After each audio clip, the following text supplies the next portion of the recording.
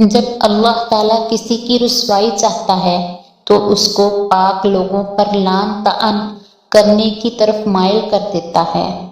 اللہ تعالیٰ جب کسی فرد کی عیب پوشی کرنا چاہتا ہے تو اسے معیوب لوگوں کے عیب پر بھی بات نہ کرنے کی توفیق بخش دیتا ہے۔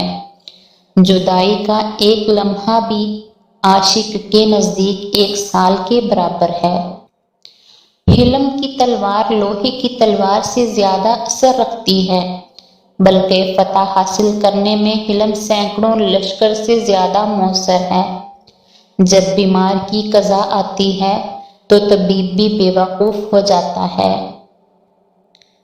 قرب خدا بندی کا حصول بقا میں مضمر ہے، لیکن بقا سے پہلے ہونا ضروری ہے۔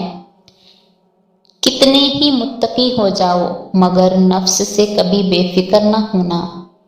کتا چاہے کتنا ہی تربیت یافتہ ہو جائے مگر اس کی گردن سے زنجیر الگ نہ کرو۔ کوئی نقص ذہن کسی کام کے مقام کو نہیں سمجھا سکتا۔ ہر شر اور عیب بھی اپنی پیدائش کے لحاظ سے حکمت کا حامل ہے۔ رات کو سو جانے کے بعد قیدی قید خانے کی تکلیف سے اور بادشاہ اپنی سلطنت اور دولت کے احساس سے بے خبر ہو جاتے ہیں۔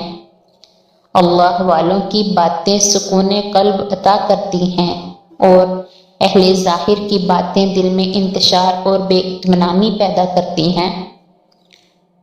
اے لوگو، بہت سے شیطان خصلت صوفیوں کی شکل میں موجود ہیں، اس لیے بیت میں ہرگز جلدی نہ کرو۔ جہاں بھی پانی دیکھو وہاں سبزہ ضرور ہوگا، اسی طرح جہاں آنسو ہوتے ہیں وہی رحمت ہوتی ہے۔ جو عقل سلیم رکھتا ہے وہ خلوت اختیار کرتا ہے، کیونکہ تنہائی میں قلب کی صفائی ہوتی ہے۔